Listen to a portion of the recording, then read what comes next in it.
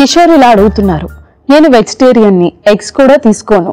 B12 deficiency తగ్గాలంటే ఎలాంటి diet తీసుకోవాలి తెలియజేయండి. హలో కిషోర్ గారు, B12 అనేది సాధారణంగా యానిమల్ బేస్డ్ ప్రోడక్ట్స్ లో మాత్రమే ఉంటుంది. సో మీరు నాన్ వెజిటేరియన్ తీసుకున్నప్పుడు, ఎగ్స్ కూడా తీసుకున్నప్పుడు మీకు మెయిన్ సోర్స్ వచ్చి డైరీ ప్రోడక్ట్స్ మాత్రమే అవుతాయి. అంటే పాలు, పెరుగు, అట్లాగే పనీర్ లాంటివి అండ్ ఈవెన్ చీజ్ కూడా మీరు డైట్ లో ఇంక్లూడ్ చేసుకుంటే ఎంతో కొంత B12 అనేది లభిస్తుంది. అలాగే మీకు B12 డెఫిషియన్సీ ఏ లెవెల్లో ఉంది అన్న దాన్ని బట్టి అది పూర్తిగా డైట్తోనే క్లియర్ అవుతుందా లేకపోతే సప్లిమెంట్స్ అవసరమా అన్నది తెలుసుకోవాల్సి ఉంటుంది.